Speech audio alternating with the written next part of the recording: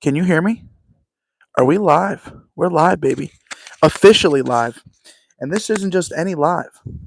This is Feeling Good Podcast's first live on YouTube. So if you don't know, we just hit 1,000 subscribers and we're fucking live, baby. Do we have Chase M's in the motherfucking house? We do indeed. We've got a beautiful new mic setup. We got these. Hopefully you can hear them. There you go, my good man. Appreciate it. It wasn't one thing, it was another. Hey, that's all right. Just in time.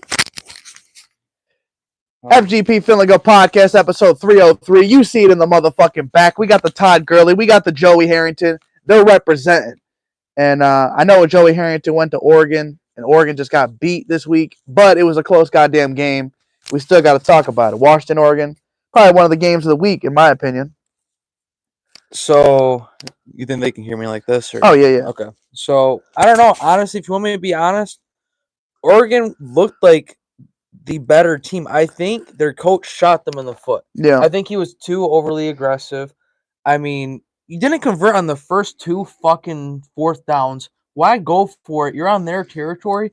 If you're not going to make that field goal, you mean to tell me your punter can't land it in their 10? He can't sky punt it? You're fucking Oregon University, the fucking Ducks, a Pac-12 school, a Power 5. We're not talking about some Bethune-Cookman. We are talking about Oregon. Your punter can't land that in that 10? Come on. If that doesn't happen, Washington may have not done it. They didn't have no timeouts. They wouldn't have had time. God damn. It's a little chilly in here, but his fiery fucking start has me ready. God damn. Talking about Jeff Sims earlier. I just realized that Jeff Sims actually lost his job after that god awful game against Colorado. I didn't realize he got replaced and hasn't played since. So Jeff Sims, we've been talking about you. We've been wishing you the best. At least I have. He's trying to recruit you to his QB camp. Listen, we could become legends. You know, I might not have the athleticism as I did one day. And I'm not saying, I'm the athlete that you are. But I feel as a quarterback, there are things that I could correct you with. If you drop a ball taking a snap, why are you not falling on it? Why are you letting the other team get it? It's just laziness like that. Hell of an athlete, when you get open ground, he's a fucking beast. These miscues can be corrected at Chase's quarterback camp. Just make sure you fucking sign up, Jeff. It's not too late. You still got a year of eligibility left. I'm hoping you turn things around. You go to another school. If Zach Wilson has a job in the NFL, I can get you one too. Might have agency. He might be an agent for you, Jeff. You might. Hey, let's make it work. Contact the CAA. Get fucking Chase a goddamn contract. He's ready to start leading players to the promised land. You hear? Speaking of kind of NFL, do you hear Jets got rid of McCole Hardman? He's back to the fucking Chiefs. I think it's going to be a really, really big move for him. He just might need to change the scenery, truthfully. Yeah. It did not help going to the Jets. Speaking of the Jets, since we're already talking about them, you see that Aaron Rodgers might come back? I did. He was throwing passes pre-game. People were not too happy about it. Like, some people were like, he can't return right now. I mean, obviously he's not going to return right now. Right. But if they're in contention this season, shit. All day, yeah. I definitely think the potential for him to return is there if the Jets are good enough. Now, if they're shitty, I don't think it's worth it. Don't even risk it. Yeah, I think he's definitely going to play a couple more seasons. I don't know how many more, but big win for them this week though. The Jets, the fucking huge Jets. They upset the fucking Zach Wilson. You also need to sign up for my academy because Zach Wilson, you're not contributing for that team at all. But so before we get to NFL, I mean, hell of a way to start the episode. Let's do some college. So number one, Georgia, they got the bye week this week. They just beat Vanderbilt 37-20. Brock Bowers, he's out, but he might be back. He's out for 4 to 6 weeks. They're saying he might be back for the fucking SEC championship game. Yep, if they make it that far. Their schedule is a cakewalk. So next week when they come back, they play against Florida. Florida. Florida's going to be a good test. I will say that. It's a rivalry game, so it shouldn't be too good. And without Brock Bowers, I mean, I think Florida's got a better chance than a lot of people credit them. This is my thing with Florida. As a Florida fan, it's not our season this year. It wasn't last year, and it won't be next year. But that recruiting class we have coming in next year is changing the fucking game. Yeah. DJ Lagway just threw for 500. I think it was like 540 yards in a game. It don't surprise me ever when Florida quarterbacks go off like that. I think Anthony Richardson had some hell of a games, and they always seem to have a good quarterback. Oh, that's a recruit coming in. Yo, Lagway? Yeah, he's in high school right now. Oh shit! He threw for over 500 yards in a game. Yeah, he's been torching it up all season, and he plays in Texas. I didn't know if he was fucking in college yet. I thought he was. No, it's Graham Mertz right now, the guy who was a backup for Wisconsin. Who the fuck am I thinking of? I'm not sure who I'm thinking of. There's a quarterback in like Wyoming or Montana. He's like top 10 of like the 300 quarterbacks in the country. And I know Jaden Davis actually fucking he like went to a camp with him and shit, and like literally fucking blew him out the water. So I'm definitely excited. I know I said it a couple times about Jaden Davis, but that man is coming to Michigan, and he's gonna fucking do great things. They're saying that JJ McCarthy's the best Michigan quarterback ever. He's got like a 19-1 record. Although I don't believe it, he's definitely got a good start. I would not say he is the best Michigan quarterback of all time. I mean, that's a wild thing. Who are you taking it? And although you're not a Michigan fan, you going with Tom Brady? You going with Denard Robinson? Chad Henne? So this is my thing. I can't take Tom Brady. Like, we're talking career. He's the GOAT. Best career, but not at Michigan. Exactly. He didn't do that at Michigan. Yeah. I think Denard Robinson is like way more impactful to the game than JJ is. 100%. JJ reminds me of like Bo Nix. He's a game manager. Yeah. That's a good comparison. He's not a quarterback that like dominates the game. When you have a running back like Blake Corum, I mean, shit, you saw what he just did. Just passed Denard Robinson. Denard and Mike Hart. Yeah, for most rushing touchdowns. So, when you have arguably the greatest running back in Michigan history, it's hard to be bad because when you have the defense worrying about the rush game, they're not as concerned about the pass game. You're able to do your thing. Yeah, me and I can't remember the account name. It's like FGP Sports or some shit. This dude be going off about just everything, whether it's Michigan shouldn't be in the top 2, Georgia's overrated, this and that. They'll talk about fucking Colorado, fucking this and that. They'll talk about USC, fucking. It'll just be like some of the hottest takes. So who did he say was like? He says that Michigan shouldn't even be in the top 7. So I'll say Michigan has not played anyone good yet. Not yet. But the game against Ohio State, if they don't win, I don't know how much credit I give them on the season. Oh yeah, I think they do win it. I think they do beat Ohio State. I don't have much faith in McCord, but I mean, if Michigan doesn't win that game, who knows? Like this week, Michigan, they got Michigan State. State just lost to Rutgers. They will lose again to Michigan. Are we taking the over or under on 2 touchdowns for Blake Corum? I think Blake Corum's going to have 2 touchdowns, maybe like 140 rushing yards. He might have 3 touchdowns. I was going to say, I think he's going to get at least 160 rushing yards. He's going to run all over it, but then at the same time, I wouldn't count out Michigan State to give Michigan a run for their money because it's a rivalry game, because they usually bring the best of the best. And they don't have anything to play for. They literally have nothing to play for this season. They already got beat by fucking a couple teams in the fucking Big Ten. Yeah. Their chances are out. They're 2-4. They're playing a spoiler this game. I think they really are. My thing about Michigan State that I do want to know about that game against Rutgers, I mean, I'm not going to sit here and say that it's going to, if they make this adjustment, it's going to help them against Michigan. They beat them. But they did fumble 5 times and they lost 3 of them. So, when you lose the ball You turn Michigan the had ball. 5 fumbles? No, Michigan State against Rutgers. Michigan State had 5 So, fumbles. if they didn't turn the ball over 3 times with just fumbles, who knows? Who knows? But they did get beat by, what, like 21 points? To Rutgers, no, 27-24. 27. So it was closer than I thought. So it was. I know they were winning for a while, and Rutgers came back. But Michigan wins this. That's not going to be. It's not even in. Yeah, it's easy. Let's talk about a pretty good game this week. We got Penn State at Ohio State. Yeah, I got 5 games of the week for my college football. This is one of my games of the week. Yep. And I got Ohio State winning it. I mean, I'm not really going to sit here and talk too much about either of their games. Penn State just beat UMass 63-0. The one thing I do want to note about is Daquan Hardy. He got 2 punt return touchdowns. Daquan Hardy. Yep, he's their punt returner for Penn State. Okay. Yeah, that quarterback's god awful. I don't see. I mean, for which one? Penn State. For Penn State. Yeah. I think Penn State's quarterback is gonna be the decision making. It's gonna be the fucking the leadership.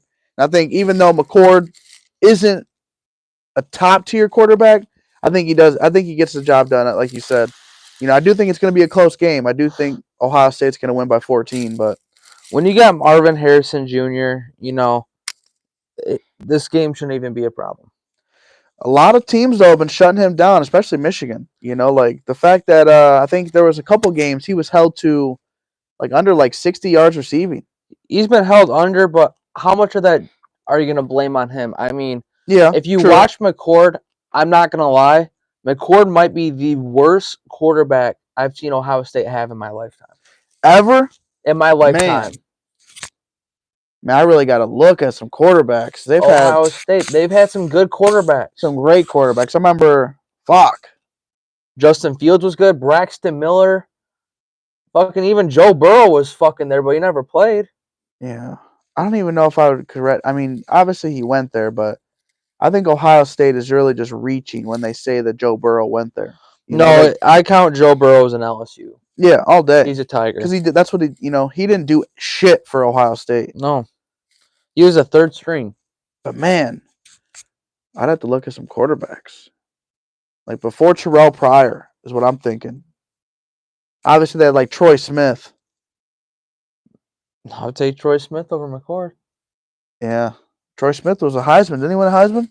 I thought he did. Yeah. He fucking didn't do shit in the NFL. I think that's where a lot of the teams are really, really happy with CJ Stroud right now because of the excellence he's doing. Oh, he's doing big things. I think he's only gonna go up from here. We got the Texans banner here, folks. It's not because we love the Texans or we love CJ Stroud. It actually just was randomly here. And it's just a coincidence that CJ Stroud was just talked about. So fuck Ohio State. Keep doing you. So let's go to the next game. We got Duke at Florida State. I don't think Duke is nearly as good as... This is going to be a good one. I don't think so. I think Florida State beats them by quite a bit. See, I don't think so. After seeing Boston College take fucking Florida State... That was a rough game, and Jordan Travis was still dealing with an injury. Yeah. Yeah. When you have a shoulder injury with your throwing arm... But he ain't fully healthy. He looked healthy against Syracuse. But Syracuse is trash. Syracuse is, what, 4-2? But who have they played? They've lost 2 games, and they should have won all of them. I don't know. I think Syracuse is going to finish the season 7-5, realistically. I think fucking, we talk about good quality wins, strength of schedule. This game, I got my 5 games of the weeks.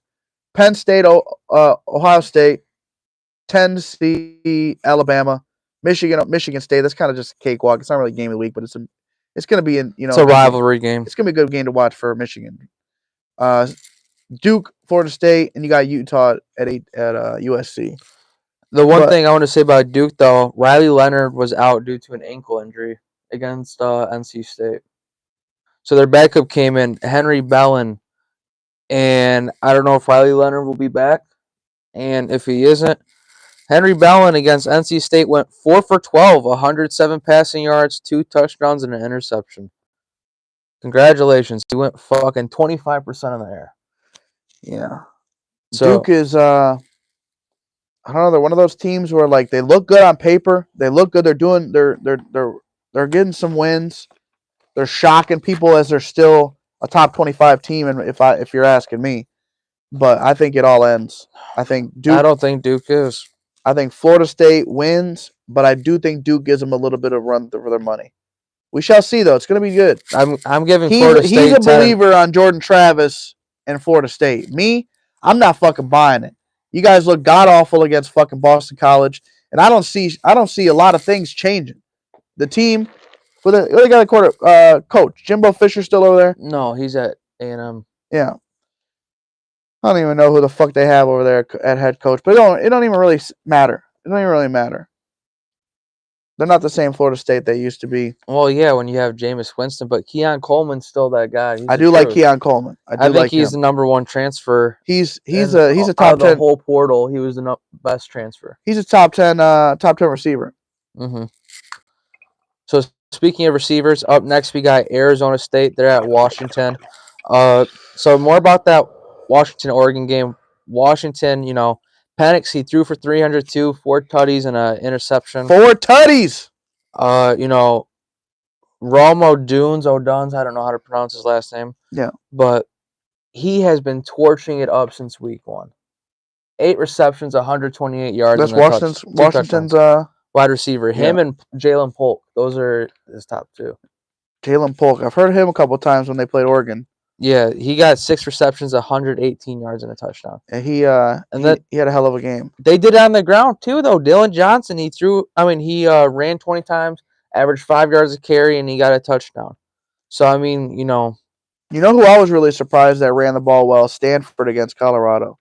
Although Colorado's offensive and defensive line is atrocious, they fucking looked really, really bad as Stanford fucking ran the fuck all over them.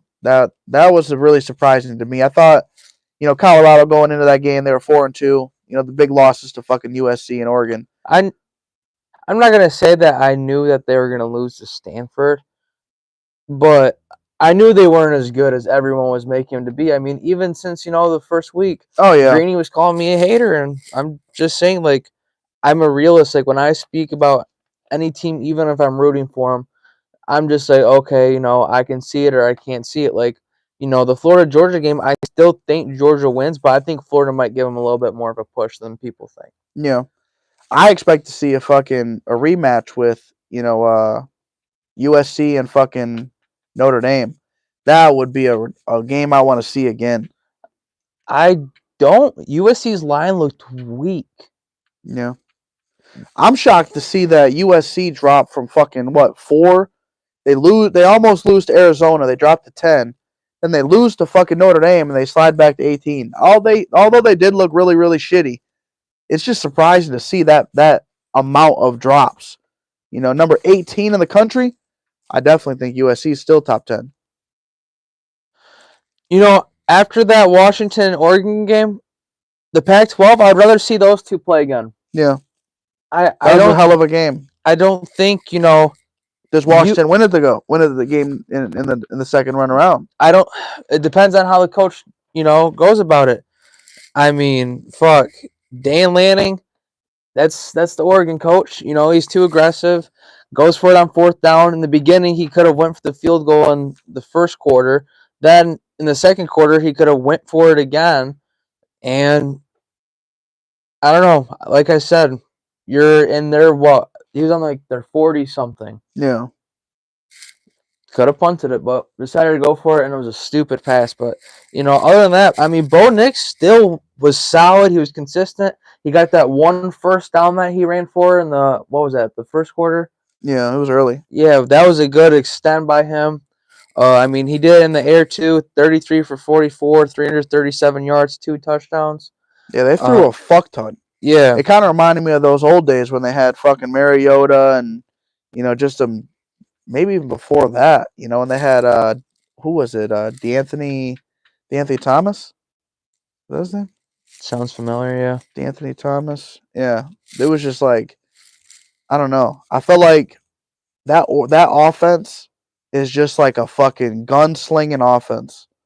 So when they start to run it, it's really just it's so dimensional and it's hard to stop. And this isn't the Oregon that's like, what I'm used to with what they have with Mariota, where they're constantly fast paced. Like they are more strategic now when they want to keep it sped up. Like they know when to speed it up and when to slow it down, which is good. But Bucky Irving, that motherfucker, don't miss. He is nice.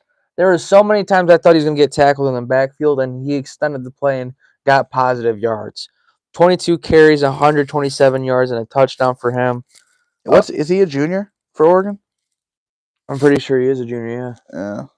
But he's nice. It's crazy.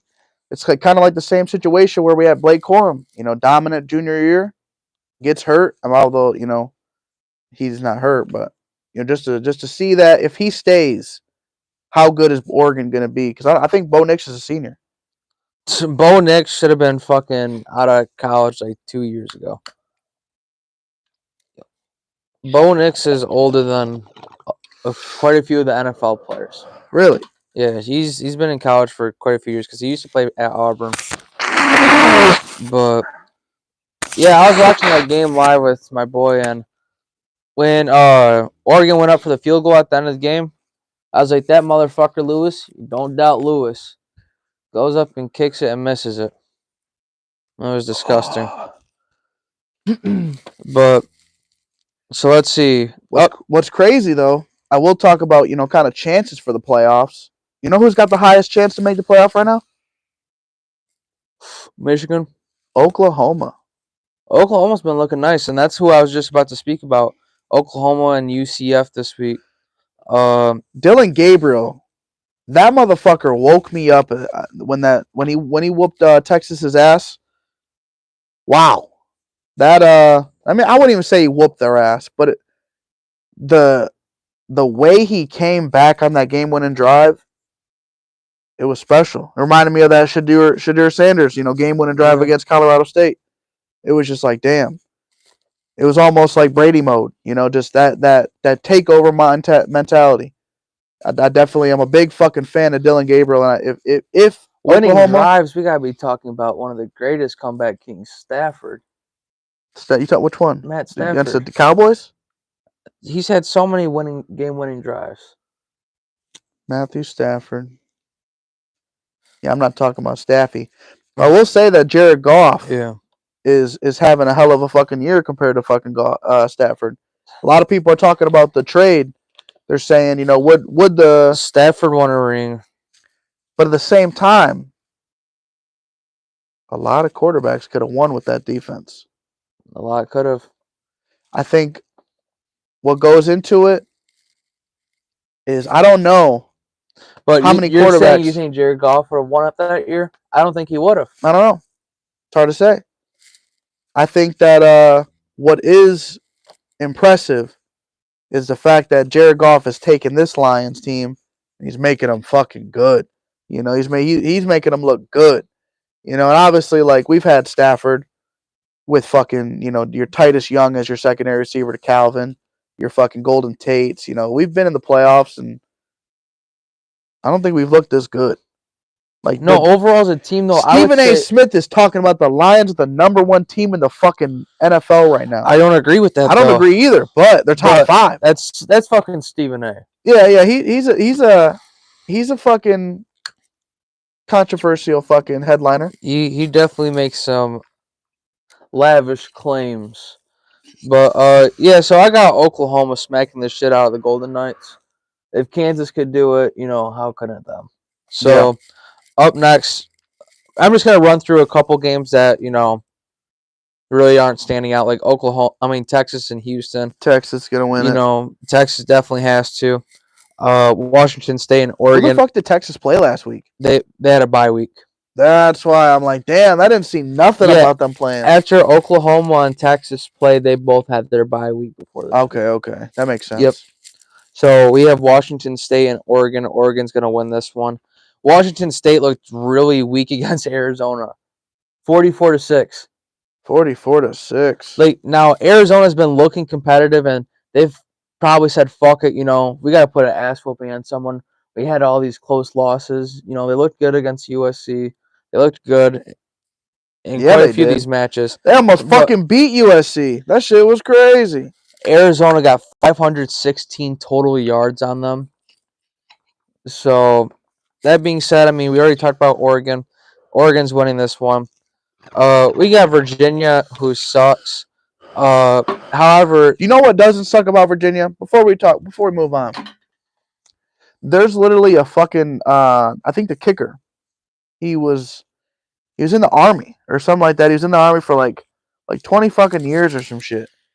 And then he goes and tries to play for the fucking Virginia Cavaliers and he makes the fucking team. hey, sweet So for him. shout out him. It reminds me of it kind of reminds me of the Alejandro Villanueva story. You know, when Steelers signed him and he was literally like just serving a fucking, tour. Yeah. So it's crazy. I definitely hope he goes to the NFL. Props to you, and yeah, chase that dream. But Virginia still sucks. They're trash. They are. However, they're coming off a bye week after beating William and Mary Tribe 27-13. Now, a little thing about William, Mary, and Tribe. They got to be in the same league as Bethune-Cookman. No, that's what I'm bringing up. William, Mary, and Tribe, they got 6,797 students. That's close to 4,300 more students than Bethune-Cookman. Damn. What's going on over there? How is it even possible that you guys are playing this level of talent? Who the fuck picks the schedule? Bethune-Cookman and Miami, like that's like what I was trying to say because Greeny was in the chat talking about how national champions and then Miami, yeah. Bethune-Cookman You're delusional. Had less than 3,000 students. The fuck? They probably got like 60 football players. It just don't make sense to me that like a school as big as Miami plays Bethune-Cookman. Yeah. Virginia I can get because Virginia sucks, and then playing William and Mary Tribe, but William and Mary Tribe is still William and Mary Tribe. That's the name of this school? William and Mary Tribe. Yep. Jeez. But they're over double the size of Bethune-Cookman. Yeah. What a fucking win.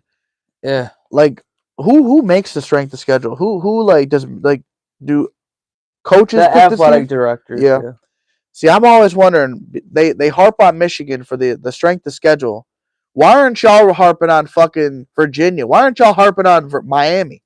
Obviously, they're not winning a bunch of games, so the strength of schedule doesn't come into a factor. Because it's like Michigan ends up fucking 6-0, then people get pissed they didn't play anybody. But if they're 3-3, nobody gives two fucks. You know what I'm saying? Yeah.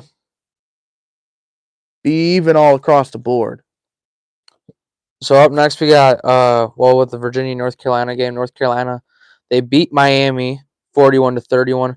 Drake May, he's looking nice still. 273 passing yards, 4 touchdowns. Omarion Hampton, 24 carries, 197 yards, 2 touchdowns. And then Devontae Walker, 6 receptions, 132 yards, and 3 touchdowns. Damn. Yeah, so I don't think this is even a question.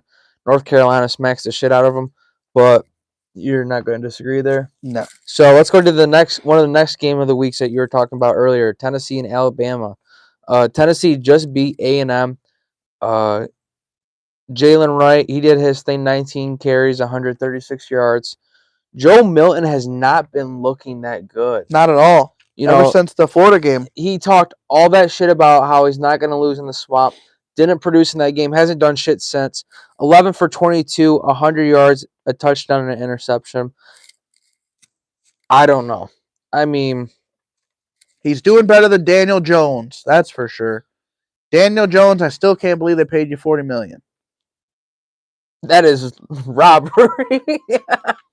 And you need to pay Saquon more. My thing about that is, even if he comes back with the injury, keep Tyrod Taylor. Yeah, I would. He was avoiding sacks. I would get rid of that motherfucker. If there's incentives that pay that man to be on the field, I'm fucking keeping him off of it. Yeah. You got to fucking tank. You got to tank for, and I'm not saying tank for Caleb Williams because that motherfucker is crazy as shit, thinking he's going to get ownership in a fucking team that picks him. And I don't think that's happened at all. It's against the fucking rules. Go for like Penix. Yeah. Unless he goes to the Packers. So I want to say the Packers, they're like ownership is divided into the fans. Like every Every fan gets a percentage. So maybe that's where Caleb Williams goes. You want ownership? There you go. Green Bay ain't drafting him. I'd rather have Jordan Jordan Love. Yeah. I would definitely have Jordan Love. He's been doing good. You wouldn't draft if you knew Caleb Williams was who he says he is. I mean, obviously it's USC quarterback, so he could be a Mark Sanchez again. And this is stunk what it up. okay. I'm not saying Green Bay will have this first pick because he's going to be one of the first couple people. Yeah. But if, let's say, Green Bay hypothetically had it, no, I would see what team wants him that bad and Trade the pick. Yeah, let me see what I can get. If I could get a first and a second out of that, that's cool. True. Because I got Jordan Love, and he's been doing his thing. Let me build around him. Yeah. I drafted him already. And he stayed with Aaron Rodgers. Yeah. I think he's not going to be as bad as everyone's been saying he will. Like I said from week 1, he was going to have a better game than Justin Fields. He did. He's been doing his thing. It's just like he had a couple rough games, but that fucking happens. He played the Lions and looked awful. The Lions fucked him up. Lions are good though. So Alabama, they beat Arkansas 24-21. Jalen Milroe also has not been looking super hot. I expect him to have a decent game against Tennessee. I think Bama wins this, even though Bama hasn't been doing their thing. I think just knowing the coach Nick Saban is, there's no way Saban loses against Tennessee at home. I would like to see Tennessee win, though. I do not want to see Alabama at all in the playoffs. And right now, Alabama's got the 9th highest percentage to make it. We'll run the percentages real quick. Oklahoma's got the number 1 chance with 69%. Ohio State, I don't know what the fuck. They haven't played Michigan yet. They got the 2nd highest at 56%. Ohio State's actually played a couple good teams. They beat Notre Dame. That's a quality win, and I could see why. That's why I kind of agree with that. But if they get this win over Penn State too, that's only going to boost that percentage for them. Yeah, I feel as if this year they lose to Michigan, they'll still get in. I think. Yeah, because they won't have to play in the Big Ten championship, and then they'll wait for one of the teams to lose like they did last year for them to sneak in again. Florida State's got the 44% chance, number 3. Washington right behind them at 40% with Michael Penix. I think anything's possible with that team. They just got to fucking keep winning. I think quality wins, and they're going to probably play Oregon or US. Michigan at? It's number 6. Right behind Penn State. Yeah, they're thinking. I don't like the Penn State over Michigan. I really don't like that one. Nope. And they got Georgia at 7. I think they're really. Was this after the Brock Bowers? Yeah, that injury. That injury really. That had a lot of people taking Georgia out of the top 4. It does. I mean, like I said, he's a top 4 draft pick next year. Yeah. He's their offense, so that's why I'm saying him being out against Florida really helps. I don't like beating teams with injuries. That's not what I like doing. But if it helps Florida get a win, we haven't beat Georgia in a little while. We could use it. We could use it. So up next, we got Oregon State. They got a bye week. They just beat UCLA 36-24. They got Arizona next week. Ole Miss, Auburn. Ole Miss is at Auburn. Ole Miss coming off a bye week. Auburn coming off a loss to LSU. LSU has been looking fucking good. LSU won 48. They do look good. 48-18. Auburn gave up 563 total yards. Ever since that loss to Florida State, I feel like they've got some things rolling. Mm-hmm. Even though I think they got 2 losses, but they're still looking pretty good. Honestly, I don't know. Florida plays them too. Florida's got a very rough second half schedule. That's the SEC though. Imagine if Alabama was good. We don't play Bama this year, but we got let's see, we got Georgia. I know we got Tennessee. Not Tennessee. We got Georgia, LSU, Florida State, and a couple other good games too. That's crazy they don't play Alabama. Alabama's in the West. Yeah. So we play them like every other year. or the championship. Yep, which should have won in 2020, but Kadarius Toney and Kyle Pitts were injured. So Kyle Pitts, that motherfucker's been stinking my he fantasy just got a team touchdown. up. Finally, fucking finally. Listen, Kyle Pitts, you take him off the fucking trash ass Falcons. Who he's gonna ball? He's gonna ball, and that's what's scary. Rattler is ass. Yeah, Riddler is nuts. Chase M's quarterback camp. He I'll said, see you there. Riddler, get there. So I got Ole Miss beating Auburn. We'll go to another good game. We got Utah at USC. I don't think Utah is as good as the record is showing. Cam Rising still isn't bad. That's kind of a worrisome to me. Do they go into LA to fucking upset him though? No, I think USC still wins this. No. If Cam Rising was there, I would, but I just don't got that confidence in Utah. Yeah, I think USC is gonna be pissed. They're playing pissed right now. They're fucking, just they're a 1-loss team, and they're sitting at fucking Both 20. of these teams are. Yeah. This game is very crucial to both teams. The thing about Caleb Williams, he has to bounce back. I don't think that game against Notre Dame put him out of Heisman contention by any means, but he definitely did not look good. I mean, USC, they gave up 6 sacks for 44 yards. Caleb Williams, he struggled, went 23 for 37, threw for 199, only 1 touchdown, but he threw 3 interceptions. So, I mean, the team all in all struggled. You giving up 6 sacks for 44 yards, that's damn near half the fucking field. And then the team fumbled 3 times and lost 2 of them. I still think USC wins this game. Yeah, it's gonna be interesting, but I don't see USC having a problem. Honestly, I look at it like they might win by fucking 4 touchdowns. So let's talk about that Notre Dame USC game a little bit. What a goddamn game! Notre Dame, they won 48-20. They dominated. That score looked worse on paper, or on the fucking on the paper. screen. Well, yeah, watching it just looked way worse than they just beat the fucking shit out of them. Caleb Williams looked awful. He looked like JJ McCarthy did when they played fucking Bowling Green. Yeah, it was bad. He threw 3 interceptions, which Xavier Watts, he got 2 of them, a fumble recovery, and he took that one back for a 15-yard touchdown. But they got a bye week this upcoming week.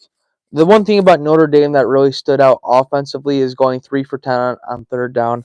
Now, ever since week 1, I've always been saying 3rd down's a very important down. Yeah. Going 3 for 10, you gotta tweak it. Now, my thing is, after this win against USC, are you saying Notre Dame could go back into the playoffs? I don't think so. I do. I don't. See, I think you look at some of these teams. You got Ole Miss. They're not fucking a question to me. UNC, not even a worry. Oregon, yeah. So you got Oregon right now that's got a potential. Georgia. Washington. I think Georgia's got a really, really big potential, even though they fucking... Washington.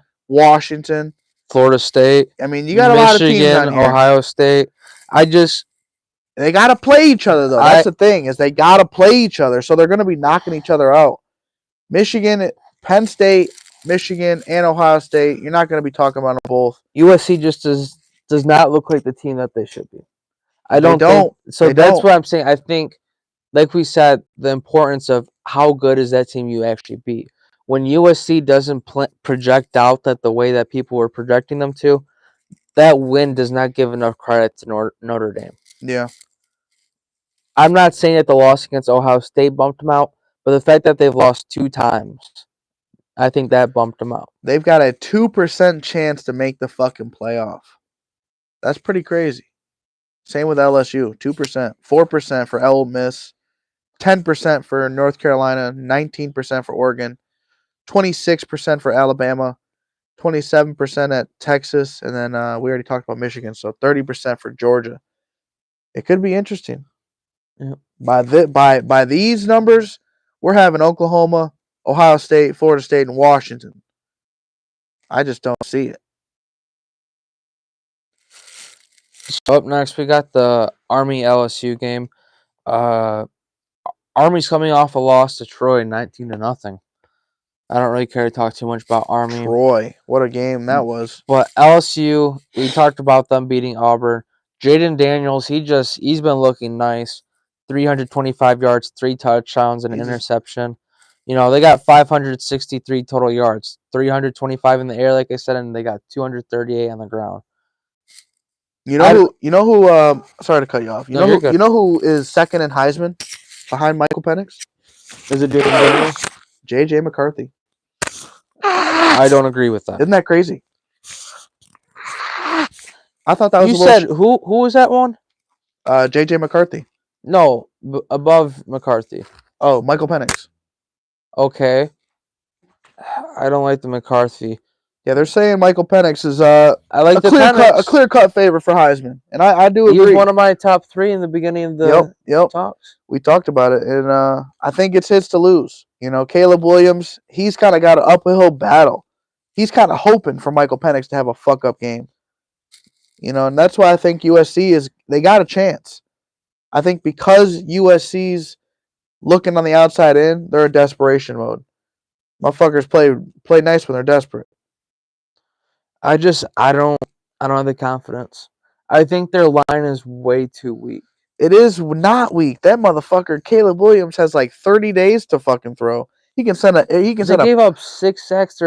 Their offensive line was crumbling against Notre Dame. Against Notre Dame because that team is fucking loaded on the defensive front. But if you look at some of these games, Caleb Williams has so much fucking time. That man could bake a cake. They haven't played competition. Yeah, they haven't played competition, but that O-line, they've looked good all year, except that game. Utah's front 7 are nice. They got a good team, but Utah's got a good defense. Their defensive line's really nice. Let them play someone. Kentucky would smack the shit out of USC. I don't think that because Kentucky has one of the best offense and defensive lines in the country. I think, like I said, if you can win the game in the trenches, you have a good chance at winning that game. Yeah, I can't talk about Kentucky. My man was eating me alive as I said something about Florida State. Because he said, yeah, Florida State, they beat fucking Clemson. They beat fucking Ohio State. What the fuck's the team I just mentioned? Who? Florida State? Yeah, they beat Kentucky. They didn't beat Kentucky. Who the fuck who beat Kentucky? Missouri's been looking solid though. But they got Chase Daniel beside him. You see Chase Daniel's fucking doing he's got this podcast called Chasing It with Trey Wingo. If you guys don't know who Trey Wingo is, that dude's a fucking longtime NFL legend doing commentating. So Missouri, they got South Carolina this week. I don't know. I mean, Missouri should win this. South Carolina, they got, because I did watch a little bit of that Florida-South Carolina game, but I didn't get to watch all of it because, the Oregon-Washington game was on. Right. But Xavier Liggett, he's a very fucking fast receiver. He's going to be a problem. Xavier Liggett. He's a wide receiver for South Carolina. Okay. He might be like the only bright spot of that offense. I mean, they got Spencer Rattler at quarterback, so he's a top 25 quarterback in the NFL. I think he's going to be a top 25 pick. I don't think so. I think he might be. He's a top 25 quarterback in college right now. Yeah, I think. But I don't think he's going to be a first round pick by any means. You don't think so? No. Who the fuck? The quarterbacks though, they go so quick. You'd be surprised. Yeah, but I don't think as many teams need a quarterback this year. Yeah, that is true. They got to get rid of these bums in a couple years. Exactly. So I think Missouri gets this win against South Carolina. So let's keep going for a little bit more.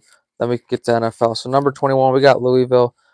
They got a bye week. They just lost to Pitt 38-21. Them still being in the top 25 actually makes me upset. They went 0 for 4 on third down, 2 interceptions, fumbled 5 times, lost 1. They played Duke next, so after their bye week, I got them losing again, and they'll be out of the top 25. Yeah, they should definitely lose to Duke. Yep. So After that, we got Air Force and Navy. Air Force. Air Force is ranked.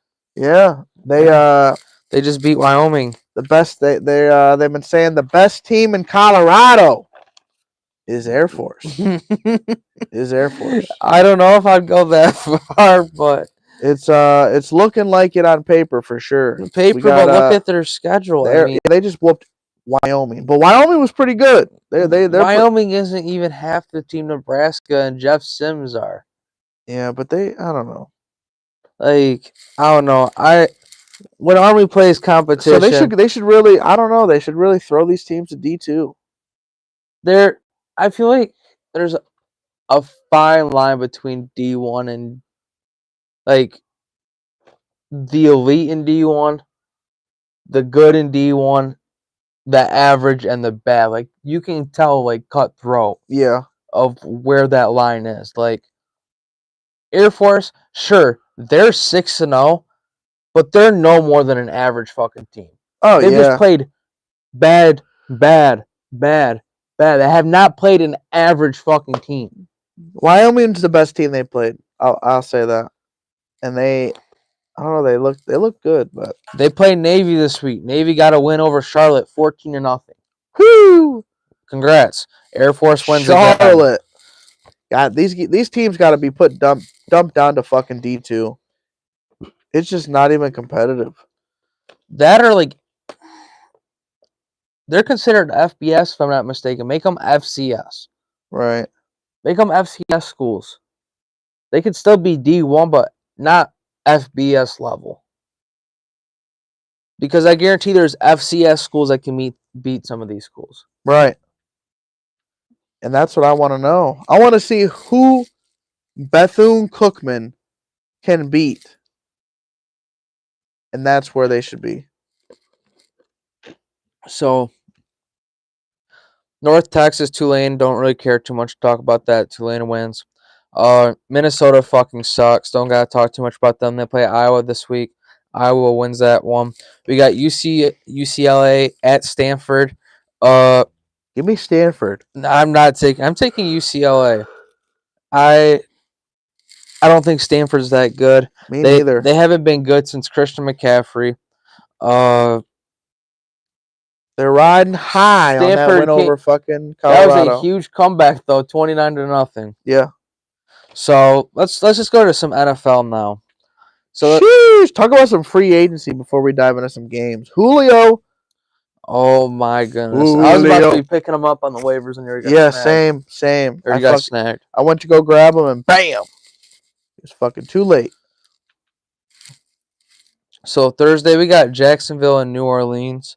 Jacksonville, they just beat the Colts 37-20. ETN, 2 touchdowns, 19 carries. The defense, they got 3 interceptions and a fumble recovery. It was great. I had him on my fantasy. If you guys don't know, I'm gonna give you some tips. Back in the day, you used to watch Peyton Manning. You used to watch Tom Brady, Colts, Patriots. Game of the fucking week. It's highlighted. They'd play twice a year sometimes. Now, whatever defense is playing them, you fucking start them. You draft the Cleveland Browns fucking defense on the waiver wire, and you start them. You can't even get them on the waiver wire. They're the best defense in the league. They just got picked up in the waiver wire in my league. I gotta know who's in your league because the Cleveland Browns. I'll tell you who's in my league. They're kicking my ass. I'm fucking 10th place. This is my fucking roster right here. And it is terrible. I've got Justin Fields. He's fucking gone. Eckler hasn't he struggled last week. Eckler? Yeah, Eckler. He wasn't even back, really. He's fucking poo. Poo in a shoe. Bucker had a good game. Who? Oh, Harrison Bucker. He had like 17 points. Yeah. He's probably like your, the second or kicker. Third highest in your on your team. Yep. Fields had fucking 9. I think Jacoby Myers has been the most consistent on my team all year. Him and probably Devontae. Yeah. Devontae got a 40-point game the other day, but he's had a couple shit games the past 2 weeks that cost me. I could have won the other night. Could have won. Lost by 2 points. I won one in one of my leagues, lost in the other. I've won back-to-back weeks and lost by 2 points. 2.4 points. That's trash. Oh, it's terrible. So let's talk about New Orleans a little bit. They lost to Houston 2013. New Orleans won. Is it too early to say Carr isn't the answer? Carr sucks. That dude's garbage. Can you just I go thought to he the was- draft and just draft the quarterback this upcoming? It's a likely decision that the Chiefs or the Saints should make. Derek Carr Sean Payton, you probably should go back. Because Denver. yeah, Denver sucks. things aren't going as you planned in Denver. Bronco country. That's right. And you definitely got to get a new quarterback over there too. Fuck Russell Wilson. I don't think he is not it. That dude does not care. He's checked out. He does not care. I can't really defend him after this that. This season, he might be ready to call it quits. I see that dude calling it quits. So I got Jacksonville beating the Saints. I don't have too much faith in Alvin Kamara. Do not let me down this week, please. I need you. I got Kamara in one of my leagues, and I got Michael Thomas too. I got Olave, and he's been disappointing. Michael Thomas does his thing for me. So up next we got Cleveland and the Colts. As a Browns fan, I was very happy with our win over PJ Walker. He got called up from the practice squad. They beat the 49ers. Yeah. What a game. I gotta say, Cleveland, I think trade Deshaun Watson. Trade Watson. He don't even want to play. He don't even want to come back. Get a pick. Draft a quarterback. If you got, I mean, I don't really care to have Kirk Cousins. If you could trade Deshaun Watson for a couple draft picks, we don't have any in this upcoming. They paid up for that man. He robbed us, and Sheesh. We didn't get. That was in the middle of the fucking allegations too. We didn't get Houston Texans Deshaun Watson. No. Nowhere close to it. If we got Houston Texans, Deshaun Watson, and we had Nick Chubb right now, but that man also had J.J. Watt. He also had the entire defense. He also had Hopkins. He also had Will Fuller.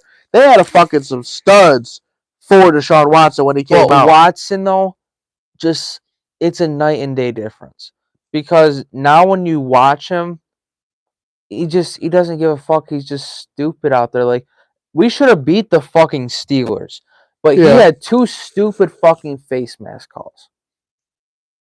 Am I able to swear on the censor? Oh, fuck yeah, baby. I don't know how YouTube was. Yeah, fuck it. We're fucking swearing. Okay, I just want to make sure. So, Kareem Hunt, he got the only touchdown. Oh, I got him on my fantasy. He was on the waiver wire, surprisingly. So, the one thing I got to say about the Browns defense, and this is why I got to say, like, the fact that it got picked up on the waiver wire is ridiculous to me because they are the 3rd lowest since 1970 in 5 games. They've only allowed 1,002. We'll have to look at their points every week because I think they had a couple weeks in a row where they weren't doing too hot. I think that's a lot of what's going on in my league too. Is people are looking for consistent defenses. They got the fucking Lions defense, the Jags defense is on my team. I got Seahawks and Jags, but like those big defenses, they're fucking getting started every week. I just gotta show you this real quick, at least for my league. 1 second. Browns, 13. They're averaging.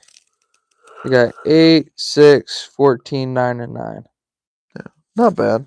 So I mean, how many teams is your league? 12. 12. So yeah, they should definitely be picked up at least. Detroit, I've been waiting to get them. Not happening. So Indianapolis, Anthony Richardson, he's out for us this season.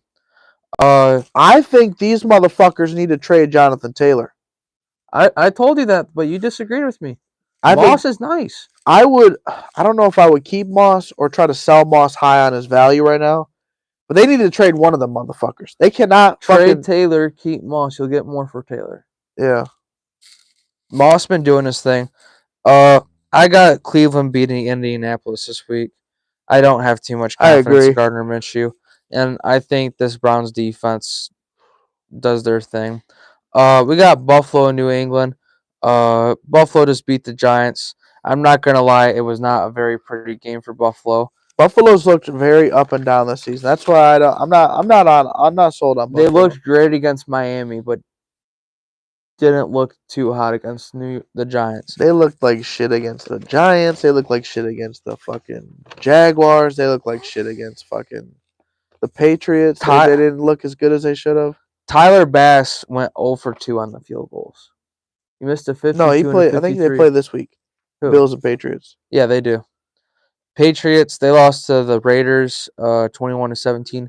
Mac Jones continues to struggle. I'm surprised they scored that many points. Who? The Patriots. I thought they would have got blown the fuck out. Mac Jones is struggling too. That's another team that I'm. Who do you think gets Kirk Cousins? I don't know if he's leaving anywhere this year. I think he's going to stay in Minnesota. He's got a no trade clause. But this is his last year.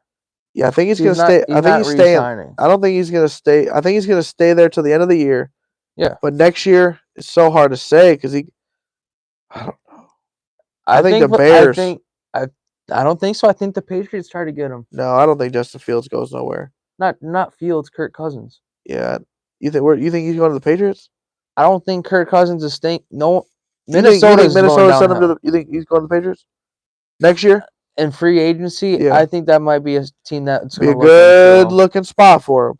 Because Mac Jones is not doing his thing. And Kirk Cousins, I mean, Belichick probably wants a quarterback who is established. But is Belichick going to even stay there for a few more years? You think he retires? You think he goes to another team? If he doesn't retire, I think the Patriots just need to get rid of him. Yeah. Robert Kraft, I don't know. Do you need a new coach? I think I seen Teddy Bruschi was saying they need to fucking fire Belichick. Yep. That's wild. That's a wild statement to me. I don't think so. I mean, Belichick isn't coaching to Belichick standards. Who was it? He fucking released someone on Christmas fucking Day. Oh shit. He doesn't give a he has shown no heart. No mercy. You know, he is a cozy ass coach. I think he's the greatest coach of all time. But this season he has looked so rough that I don't even want. It's just like you gotta just hang it up. You gotta hang it up. It's crazy to think though. Greatest coach of all time. But as soon as things get rocky and competitive, he can't really handle it. It just shows you how valuable Tom Brady really and truly was. See, I got that, but the thing is though, the NFL is so much of a different game now than when he was thriving as a coach. Because now, majority of the shit's through the fucking air. Yeah. Like back then. Oh, it was a ground and pound game. Exactly. You know how many rings he has? Who? What do you mean? Belichick. Oh, 7. 8. 8. He was a defensive Cleveland, right? No, where? I forgot where he was. I think it was the Giants. Yeah. But he was a defensive I think it was a defensive backs coach. Yep. I know he coached for the Browns. LT played for him. Yeah, so he got 2 with them and 6 with Brady. Damn. So yeah. Damn. So like that's why I'm saying I got Belichick as the greatest coach of all time. He just hasn't been coaching to Belichick standard. I just think, I think he really just can't keep up with the pace now. Yeah. And then he's like an old man with the fucking technology around him. Yeah, like he doesn't know how to disconnect from the Wi-Fi. Sheesh. So it's dangerous, Grandpa. You need to have your fucking grandkids show you how. Yeah. So up next we got the Raiders and the Bears. No Justin Fields. Yep, he's out. Raiders. But hey, Tyson Bagnet though, he looked pretty decent though coming off the bench. I'm not saying it was great. I don't know if I'm believing. No, I trust me, I got the Raiders winning it. Yeah. But I'm saying he wasn't the worst as I thought he was gonna be. I wonder if Jimmy G's gonna be good to go.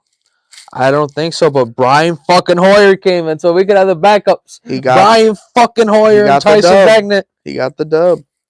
Brian Hoyer's been a fucking journeyman himself. He's been around the league too. Fucking Patriots. I think he's like 38 now or some shit. Yeah, he's been around the league. And it's impressive. I feel like that's impressive to stay even as a backup. Yeah. Yeah, just constantly in the league.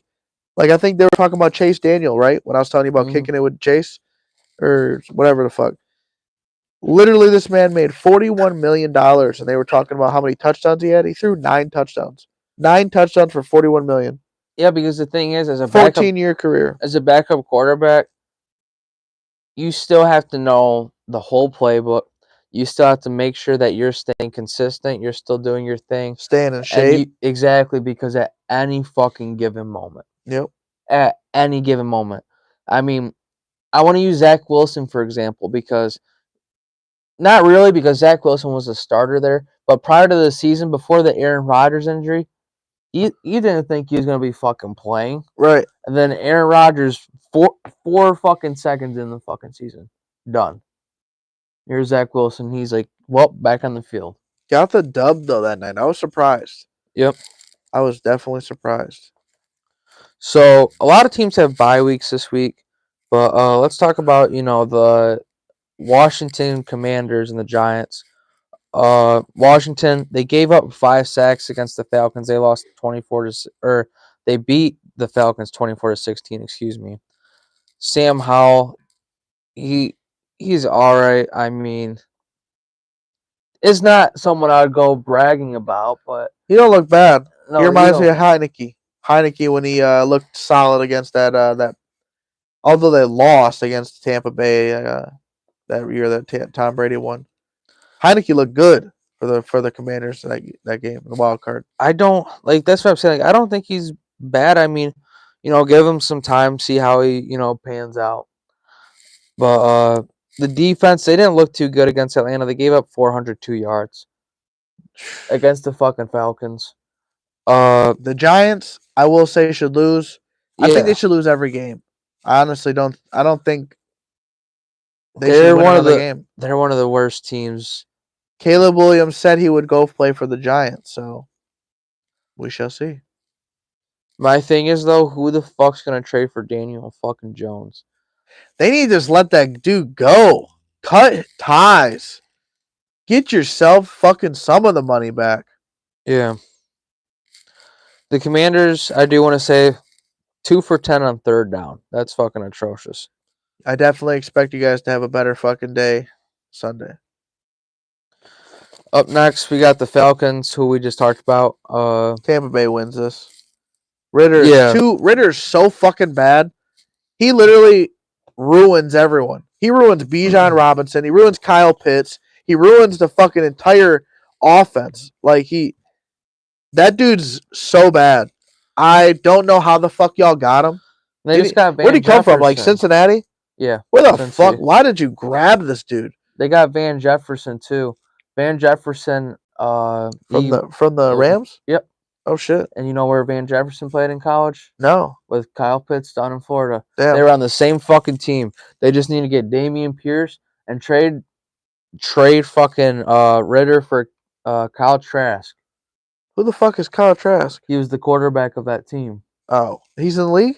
Yeah, he's the backup in Tampa. Oh. He was balling out in fucking preseason. I don't know how Baker even got it over him. Kyle Trask. You hear fucking I know you talked about Dobbs being better than Kyler Murray. You hear Kyler Murray might be back? He just practiced today. I don't like Kyler Murray. I know. I got a bias against him. Josh Dobbs. He likes you. He likes you way more than Kyler Murray. I got faith in you, Dobbs. Come by to the academy. We'll make you an all-star. So up next, we got Pittsburgh at the Rams. Pittsburgh does not look nearly as good as their fucking record shows. How they keep winning these games, I don't know. Cleveland, they got lucky. Deshaun Watson had a stupid fucking face mask. 2 of them against them. Unnecessary ones. The Chubb injury. It just looked like that game, it was hard for Cleveland to even focus after the Chubb injury. Yeah. So I can see that. And in the Baltimore game, they got lucky as fuck against Baltimore. TJ Watt, he tore a ligament in his finger the other day, but he's still expected to play.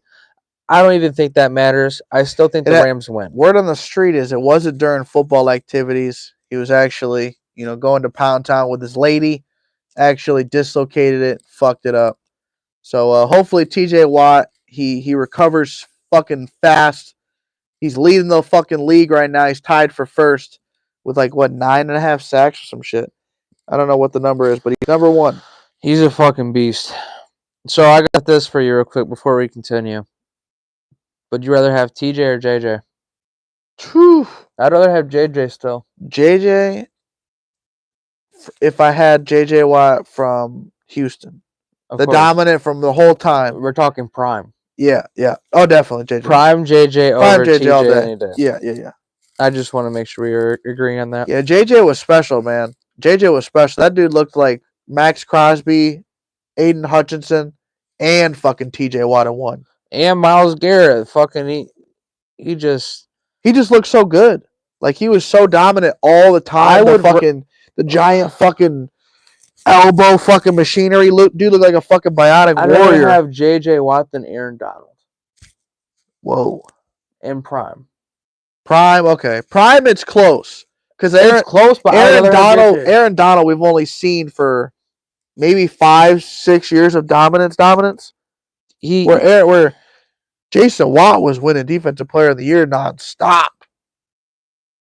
JJ Watt was just, I don't know. I think being able to watch him in his prime was like a whole dominant thing. Like the thing I like about JJ too is not only is he a beast on the field, but he's a hell of a dude off. Oh yeah, Walter Payton Man of the Year. Fucking during that hurricane that happened in he Houston, raised so much fucking money on his own. And he donated a lot out of his own pocket. Yeah, I fuck with JJ a lot. Yeah, he was a hell of a dude. It would be hard to choose him over Aaron Donald, but it wouldn't at the same time. Because the injuries, like you don't know what you're getting. Because remember Houston had 8-9 games of dominance from him, and then he just fucking was hurt. Then he still have the numbers. Okay, you turn injuries off. Oh yeah, it's a good question. You JJ turn Watt injuries all off. day long. Pre-existing injuries are off. Don't worry about injuries. If you're just talking, you have to choose one or the other. Easy peasy lemon squeezy. Give me fucking JJ in a fucking cup. So up next we got Green Bay at Denver. Let's talk about Russell Wilson and that loss against Kansas City. Their defense got that interception against Patrick Mahomes, got him in very good field position just for him to throw an interception. Very Russell-like thing. And then one thing I got to say, Jerry Jeudy, why are you talking shit to, I'm not going to say the greatest wide receiver. I'm not going to say a top 10 wide receiver, but he is a top 25 wide receiver of all time. Steve fucking Smith. How are you going to disrespect Steve Smith and then proceed to go out there and get 3 receptions for 14 Jerry Jeudy, what did he say to Steve Smith? So Steve Smith just said he was just a guy, kind of not like worth the first round draft pick for him and stuff. And you know, Steve Smith's always been a shit talker.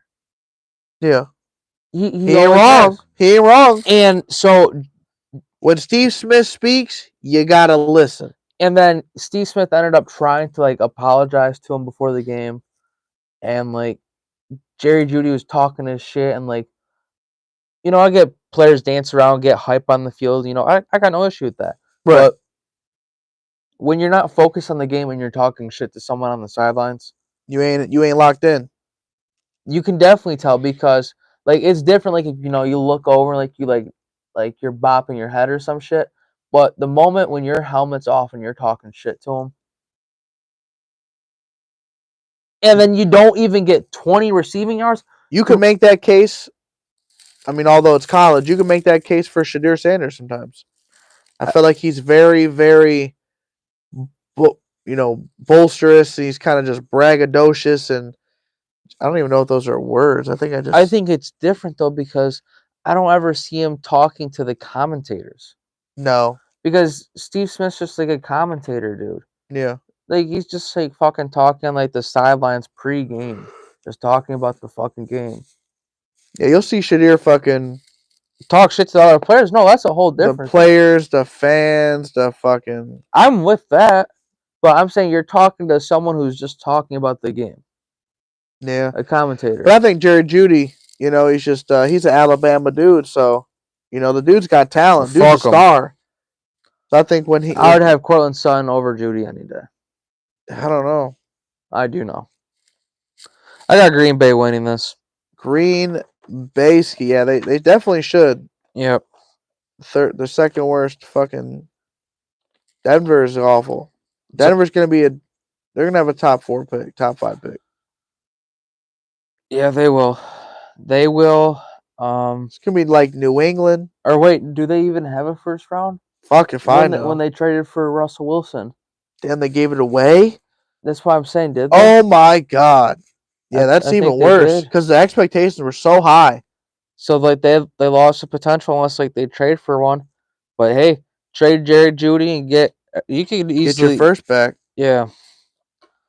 So let's talk about the next game. We got the Chargers at the Chiefs. My game of the week. That's gonna be a good one. I think the Miami Eagles game's gonna be the game of the week though. I got 3 games of the week. Detroit, obviously, because of Baltimore, we're hot. No, I don't even think that's a game of the week. I think Detroit wins that without a problem. See, it's kind of like the Michigan State for me. Michigan, Detroit, it's my games of the week. With all the expectation going in, a lot of people were talking about this being a game that, can Jared Goff get over that hump? Can he beat elite quarterbacks on the road? We're gonna fucking find out. He's been playing lights out.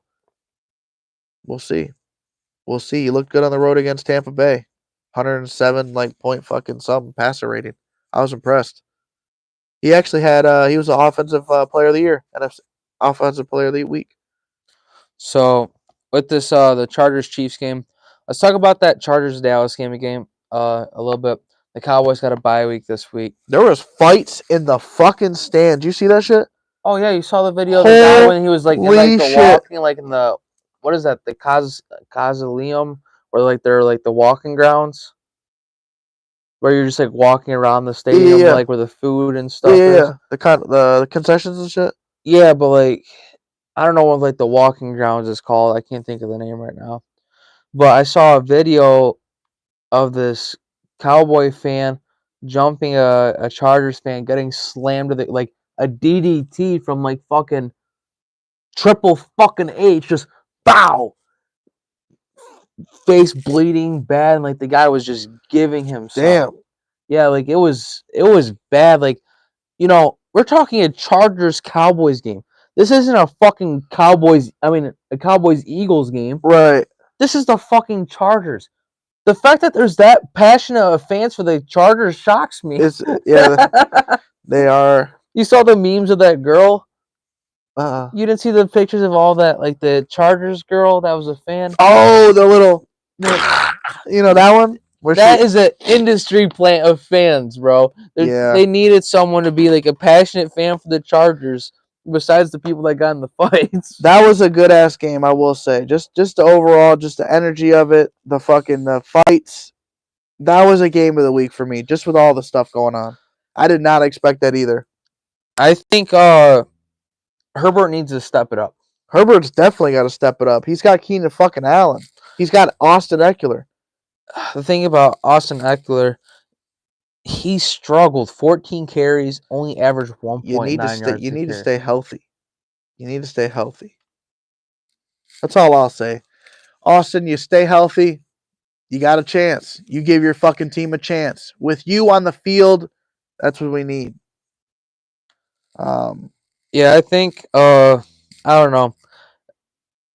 I would say the Cowboys defense applied constant pressure, even though they didn't get their first sack until the very last drive. Their defense still did their job. Dak, that was one of Dak's best games I've seen him play in I don't know how long. I mean, 272 in the air. He threw for one. He ran for 40 on 7 attempts. He averaged more yards per carry than Eckler. They say whenever Skip Bayless takes a Cowboys jersey and throws it in the trash, Cowboys do real good next week. They do good. There was literally videos where I seen where literally people were taking autographed fucking memorabilia, smashing it down, and saying "fuck Dak," ripping out the fucking memorabilia, ripping it up. I'm just like, Jesus. Dallas fans are very passionate. Oh yeah, they are. They're some of the most passionate fans in all of sports. Bunch of they hold on to idiots. Their old success of the past. Yeah. Kind of reminds me of the Yankees. Of football. Yankees. Yankees. That's a good. No World Series since 2009. It's always which is pretty recent though. more pretty recent recent if you than think about Dallas. it, yeah. But the thing is, though, the Yankees. I mean, prior to that 2009, what was the one before that? 2001 or 98, 2000. or was it? Yeah. So they got 2 in 2000. So okay, so I mean, I don't know. The 2010s was their first decade ever of never winning a World Series, which that one against the Astros in the AL Championship. You could make the argument where the Astros cheated with the trash banging. They did, but they're back. They're still in the fucking cusp of it. I don't think they're gonna make it to the World Series. I think it's gonna But be. the fact that they're in the top 4 teams in the playoffs, Fuck the Astros. it says a lot. Fuck the Astros. It's gonna be the Phillies and the Rangers. Max Scherzer's gonna be back in the World Series. But guess what? Bryce Harper's been looking good. Philly has been swinging the fucking bat. What the fuck's that dude? Not Nick Castellanos. It's the fuck's his name? Castellanos or something for the Phillies. What they're He's a slugger. Oh, you're talking about that bigger built dude? Maybe. Little chubbier. He hit like 2 home runs the other day. Yeah. Yeah, he's fucking looking nice too. He's been solid all season. You saw he tied Jackie Robinson for most postseason home runs for a left hitter. No. Yeah. I'm surprised Ohtani didn't break that. But then again, they don't make the fucking playoffs. Yeah. They're just good as fuck for no reason. Not even good. Just got talent. Just the best talent. And nothing else. It's no crazy. prevail. It's crazy to say. So Kansas City, I want to parlay on Kadarius Toney getting his first touchdown, former Gator. That was a nice pickup. So thank you, Kadarius Toney. I appreciate you. Shout out you. I gotta say once again, I'm getting irritated with the Taylor Swift shit. It's kind of irritating where you're watching a game and it's just if you show her like 1 or 2 times, it's cool, but she is being fucking drive. That girl lives off of her fucking ex-boyfriends. Yeah, it's pretty crazy to me the amount of publicity that not only NFL, Bleacher Report, the Chiefs, ESPN, everything is her. But I think it is because she's going to bring that energy. I don't want it though, because if I'm at an NFL game and a Taylor Swift fan asks me what is a first down, I'm going to get pissed. Right. So I'm going to tell that bitch get fucked, and go look up a first down. It's not that. Just tell her to watch the Toy Story fucking game. Tell her the Slinky Dog is the first down, and just dumb it down for her. Maybe just education is what these I don't know. It's just like these Taylor Swift fans need, just a little bit of football knowledge, education, and I think they'll be good. I'm all for it. It's like your girlfriend. You got a girlfriend. When you started dating her, did she like football? I got her. So I took her to her first hockey game, her first baseball game. We haven't gone to a basketball or football yet. Shaking my fucking head. Shaking my head. Well, we were in a long distance relationship though. I'm just fucking with you. But I do want to take her to a football game. We're going to actually go to a 4-1 next year. That'll be lit. At the Swamp. So it'll be really cool for me. But you never been there? Not the Swamp. I've only been to an away game for Florida. I went to that Missouri-Florida game. So I've only been to one, but it's always been a goal of mine to get down to Ben Griffin Hill. That would be crazy for you as a fan. I'm excited for you to go to the Swamp. I appreciate it. Yeah, I'll definitely have content to be posted for our sports page. But he said I am blogging and vlogging the whole day. Yes, sir. I'm pre-gaming. Whew. What's your pre-game drink when you're down in the Swamp? You drinking Twisted Teas, or is it just fucking some Henny and fucking whatever the fuck they're drinking? I guess I'm just. I'm drinking the Floridians. If it's fucking Patron, it's Patron. If it's fucking Jaeger, you're down for it all. I like it. Hey. He's open to the Florida Gator mindset, the Florida Gator tradition. He's definitely he's gonna be absorbing it. Your girl drinks? She drinks a little bit. So she's turning up too in the Swamp. Oh yeah, but she found out her limit the other day when we were watching the Charlo fight.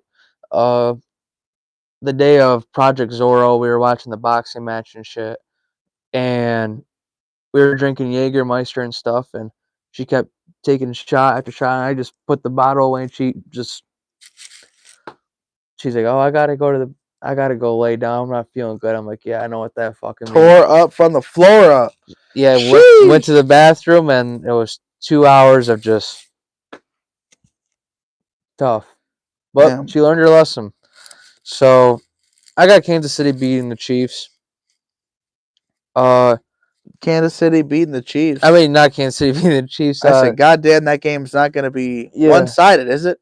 Yeah, no, it's going to be. It's a scrimmage. No, they're beating the Chargers. Up next, we got Miami and the Eagles. So Miami wins this one. I Philly? don't think so. Philly, you lost to the fucking Jets. I don't believe in you. Miami, even though you lost the chain, Raheem Mostert, that motherfucker is looking mighty fine, and you guys got Tyreek Hill. He got 3 touchdowns. Dude's a baller. Yep, 115 rushing yards, 2 rushing touchdowns, and a receiving. That is one player I wish I would have drafted. I wish I'd have drafted all Miami Dolphins players, honestly. I got Jalen Waddle, so that's pretty cool. Is he doing pretty good in fantasy? He's solid. Yeah. He wasn't as consistent as I was hoping for. What are his numbers? 10, 15 a game? Let's see, because I got him in one of my leagues. See, I don't have any Dolphins players, and I fucking regret it. I wish I would have grabbed Tyreek. I wish I would have skipped on Austin Eckler with the 3rd pick or the 4th pick, and I wish I would have just fucking grabbed Tyreek Hill. I knew it was going to happen, and I fumbled that pick. I fumbled it. All this fucking research. All the mock drafts. So they told me to draft Austin Eckler. So the league that I have him in, it's like an adjusted point system, so it's a little bit more. So I went to the other league that's like a more true base scoring. He's only averaging 13 points. That's not bad though. But for you don't expect that. You probably didn't draft him high. You probably drafted in the 5th, 6th round. Probably around there, yeah. Yeah. I don't know. I was hoping like to get an average of like. Tyreek numbers would be great with that offense. That's what I'm saying, but give a couple here, a couple there. But Tyreek's special, man. That, like I said, leading the fucking league in points, and that's quarterbacks, everything. He's the number 1 player in fantasy right now. It's fucking unreal. Jalen Hurts has been looking bad this season. Yeah.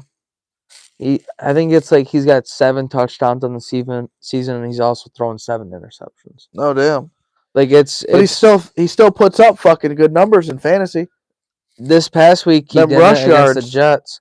He only ran for 47 this past week, but he threw for 280, a touchdown, but he threw 3 interceptions. Yeah, only rushed for 47 yards. Yeah, some quarterbacks don't run at all. He led their team in running because DeAndre Swift didn't do shit either. He only averaged 1.8. Damn, Swift 18 yards. Swift ain't been doing shit lately then. He was tearing it up early in the season, but yeah, he looked like Le'Veon Bell. That motherfucker was patient, shifty, waiting behind the line, and just explosive. He had really good composure in the beginning, and he just getting hurt. I think he's definitely taking a toll. He's taking a beating. That's why Detroit didn't have him, because of his longevity. So I think Philly wins this, but I think it's a really good game. I'm excited for it. Yeah, I think Jalen Hurts turns it around. I'm hoping so, at least, because the Monday night game is a fucking cakewalk. We're not excited for it. I think Miami hasn't beaten a good team. They're just beating up on bad teams. Right. Because them losing to Buffalo at home just is, I don't know. But yeah, Monday, San Francisco, Minnesota. If San Francisco doesn't have Deebo Samuel and Christian McCaffrey, it'll be a closer game. Trent Williams is questionable too. I heard he'll be back. He's practicing. He should be, but he's still questionable. Yeah, I think it's. Speaking of, you saw about Myles Garrett. No. So Trent Williams, he lost 33% of pass rushes, and that is the most he's ever lost in his career. And Myles Garrett won that statistic. Yeah. Yeah. That's saying something for the caliber of a tackle Trent Williams is. Right. But yeah, I don't know. Minnesota, no Justin Jefferson. Ain't gonna be much. We talked Gone about for the year, yeah. he's not gone for the year. I think he's gonna be gone.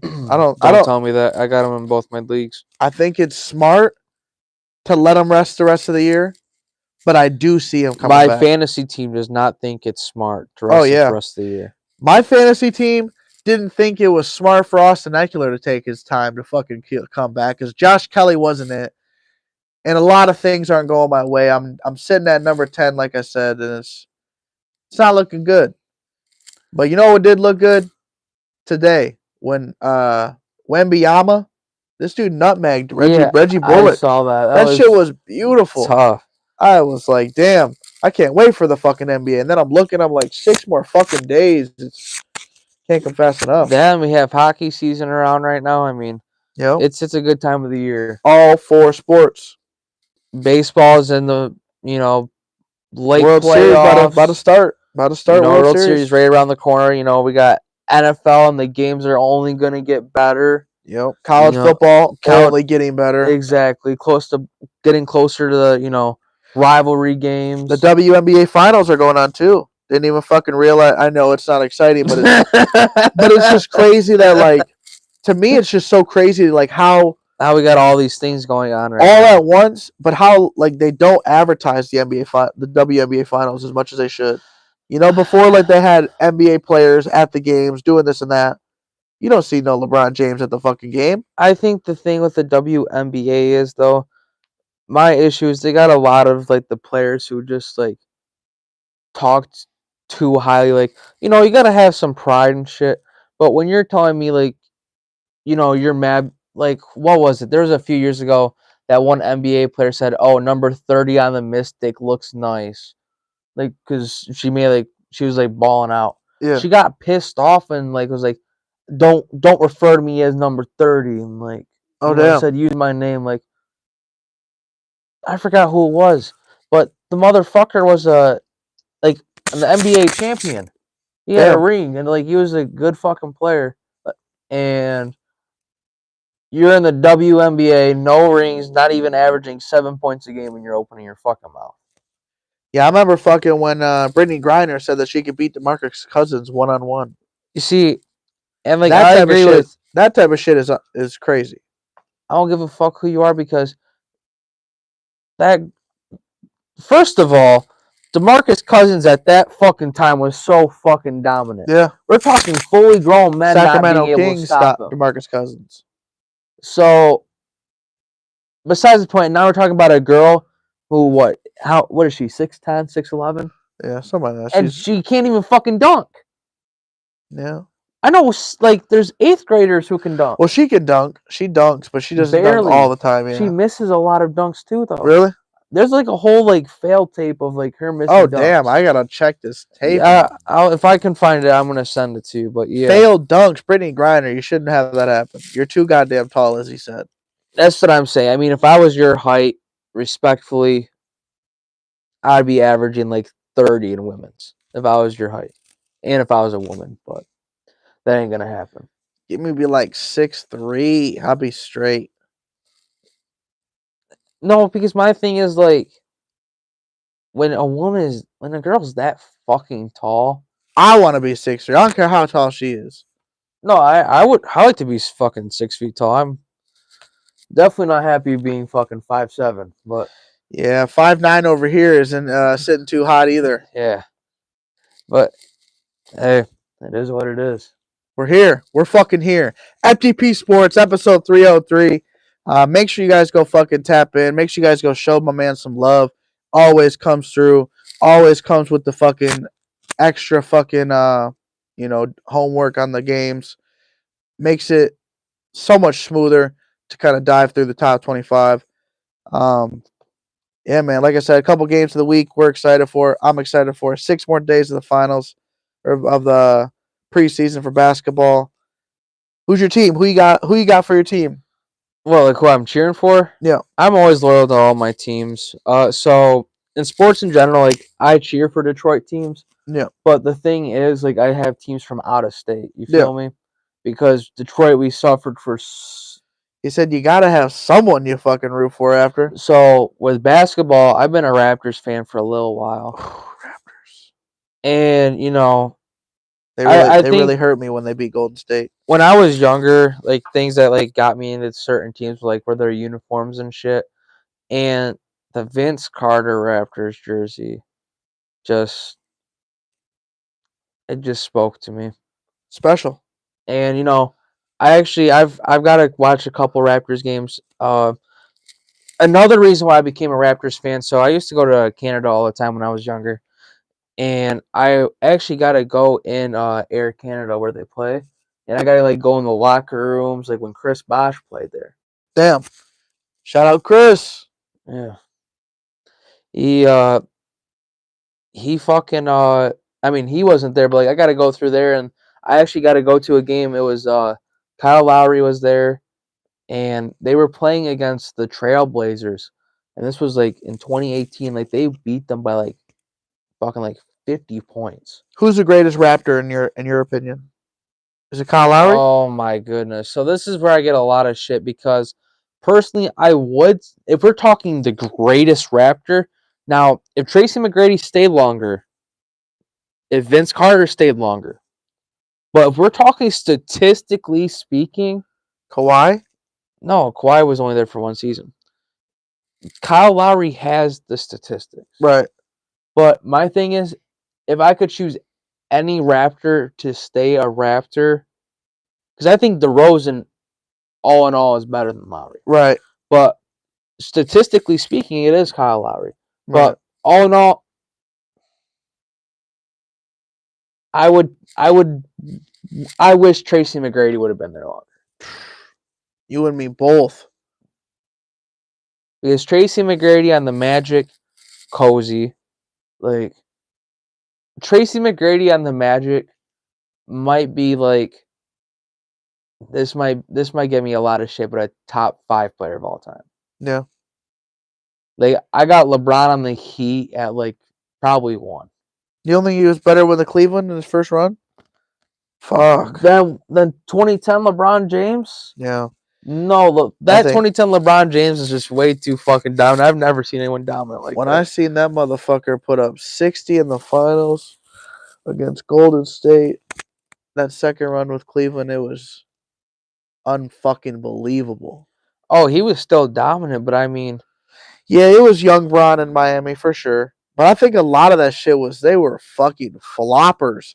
I remember like memes all the time.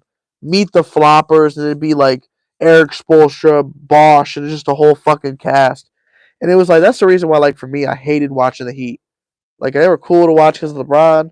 I was young, like because that was 2010. I was like 10 or 11 when they were playing. Yeah. So like it was cool because like LeBron was slamming that bitch. Like now, kids who are young don't get to realize like the greatness that LeBron was like years ago because now they're used to a Laker LeBron who shoots 3-pointers and Right. that it just when I see it's LeBron different. shooting threes, I hate it. If y'all didn't watch LeBron, there's a Instagram page that I definitely recommend you check out. It's called LBJ History. They literally have the best ever LeBron content. It's like every fucking day. And it's just like clips of the greatest LeBron moments. You got like 2 minutes of just fucking LeBron pullaways. Crazy shit. Crazy shit. I'm a LeBron fan, and I remember watching LeBron just single-handedly destroy the Pistons. And it was like I watched the falling of the Pistons and the rising of LeBron. And it was just like they worked cohesively, because he fucking took them out. So yeah, it was a special time. See, I gotta go to a game that the year the Pistons won the championship in 2003? Oh man, 2004 was special. I was it 03, 04? Yeah. Yeah. So I was like 4 years old, so I don't really remember. 04, 05, they should have fucking beat the Spurs and they fucking lost because of Robert Horry. But I gotta see them play against the Nuggets that year. I think that was the year they drafted Carmelo, if I'm not mistaken. Oh dang. So Yeah. he was rookie year. Yeah. Damn. So like it was really cool. I mean, I don't remember shit, but We should have fucking got him. Detroit's notorious for that shit though. Like in all their sports, just like having people that they should have drafted and then just choose someone that they shouldn't. Should have got Klay Thompson. Should have got fucking so many players. Could have got it's crazy to think. DeMar DeRozan. There's so many players. Steph Curry. So my thing about DeMar DeRozan, speaking on the thing with the Raptors earlier, regular season he fucking balls out game after game, but disappears in the playoffs. Once it comes to playoffs, like that's why I can't say he's their greatest. I feel the same way about Jason Tatum. That motherfucker literally just disappeared the last couple of seasons. He looked so fucking bad in the finals against the Warriors. The Warriors. Yep. And it was so bad. I was like, damn. That whole Boston team did though against Miami. Like, I don't know. Like Miami was the better team. Miami was, but they would have gave Golden State a better run. I don't think Miami. I don't know. I think Milwaukee's running away with them the East this year. Jeez. That Dame Giannis connection already looks so nice. That shit looks so good. I'm scared to see it. Yeah, I'm excited for the pick and rolls. I'm excited for Brook Lopez to get involved. I'm excited for so much. It's gonna be special. Just to fucking how many threes is Dame gonna shoot? You know, just everything. And the thing is, I mean, Giannis said that he needs Dame to beat Dame. Right. So if Dame does what Dame does, I mean, you know what time it is. I don't want to know what Dame time it is. Dot. I just gotta say I'm stabbing the stake in it. The process I feel like is totally over with Philadelphia. Oh yeah. I trust the process. I feel like it's been dead for a little bit, but yeah, I feel like this season, just like after the playoffs last year, you just gotta put the stake in it. It's dead. I mean, the fact that James Harden publicly humiliated and just like talk shit about the owner. The fact that he's asked for trade, the fact like there's so much going on there. Like their best players are Tobias Harris and fucking Embiid. Now after that, I mean obviously you have James Harden, but I'm assuming this is me taking James Harden out of the equation. I think he can add some nice pieces for that team, but it's total rebuild mode. It's total rebuild mode. You trading Embiid? I'm trading all of them. All of them. I don't know. I don't know if I would trade Embiid. I mean, you build around Embiid? I think it's hard You've tried to build around Embiid. I know. I think it's hard to because I think you got to get something for him. Jokic is like such like a good big man, for example, like where it's easy to build around him. Like Embiid is like so ball dominant. Like it's terrible to have like a big man in today's league be so ball dominant like that. Right. Like my thing about Embiid, I don't like the fact that like he's as big of a crier as he is. Like, I don't know. My thing is, you know, you win or you lose, you hold your head high. As long as you give everything you have on that floor, it sucks losing, I get it. But when you lose, that's supposed to be the biggest thing of you go like, okay, I don't want to do this again. I don't want to, exactly. So what do I do to prevent this? Right. I don't think Embiid's made those steps. Like, you know, Embiid, he's dominant, don't get me wrong, but I don't think he's made the steps to where he can make that Philadelphia team go further. Right. He's not taking over the team. He's allowing James to lead it. He needs to say, Harden, you're not that dude anymore. You're toxic to this locker room. I just don't think he wants to be that person. Who, Embiid? Yeah. But I'm saying if that is your centerpiece of that team, he needs to step up. Yeah, and maybe Sixers need to have that talk with Embiid. You know, like, hey, you need to control James Harden I would trade James Harden. in a heartbeat. I would They should definitely. have been traded his ass. He don't want to fucking be there. I would trade James Harden in a heartbeat. That's just, I don't know. There's a lot of people I'd have over James Harden. But I mean, I think one thing I gotta say about the Pistons before we wrap it up, I'm excited to see Jaden Ivey and Kate Cunningham. I'm excited just to see basketball again. I don't even know. I want to go to a Pistons game, but Yeah. I definitely I don't know. I'm just so excited for basketball. Like the Warriors, the fucking I'm excited to see Chris Paul. Chris Paul It's for the Warriors, so bro. weird seeing that shit, bro. They hate that motherfucker, and now they're cheering for him, and it's crazy. If he can stay healthy, They didn't like him Warriors are since he was for the Clippers. yeah. Because I remember when him and Curry, like, not necessarily them going at it, like arguing, but like when like they were in the playoffs, like playing against each other. Man, those were some fucking crazy like matchups between Chris them. Paul had that legendary moment with Steve Kerr, where Steve Kerr's laughing at him, and then Chris Paul's like, and then kind of Yeah, just like nonchalantly just. Chris Paul. It's gonna be interesting. I was a huge fan of Chris Paul growing up. I actually had a couple Same. pair of his shoes, Yep. but I don't know. I mean, Warriors are always hard to count out. Always. You definitely can't ever count him out. Draymond Green from Saginaw. But yeah. Man, he's a LeBron fanboy. You saw a picture of him and LeBron in the club. Oh yeah. He's got the bottle for LeBron. And Bron, let me know when you need me pour that up for you. No. Yeah, Draymond, hell of a defensive player, but man, you got to get off LeBron's meat. I mean, I think there's just so much controversy between those two. It forced them to be close. I don't know. I don't even know if I would say that. I mean, controversy between them. Like when he hit him in the nuts in the finals, got ejected. You know what I'm saying? Just like everybody's saying that, oh shit, would LeBron have won going down 3-0 or 3-1 if Draymond wasn't suspended for those games? I Who don't know. knows? It's so much that what ifs. I just think Draymond's a fanboy. Like, Possibly, maybe. there ain't nothing wrong with being a fan of, Who if knows? not the greatest, the second greatest player of all time. I don't know. Well, we are out of here, folks.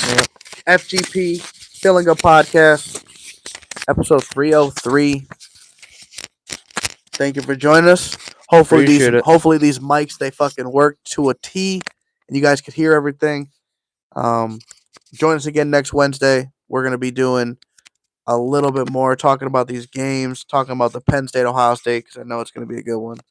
Michigan, how they dominated Michigan State, and probably we'll be having a fucking a World Series matchup, a fucking WNBA Finals winner. Will the Las Vegas Aces win it? They're up 2-0 right now. I think they beat the Liberty earlier today. Crazy. Crazy. Leave them with a closing statement. FGP Sports, you know how we do it. Bye. Till next time, motherfuckers. We out.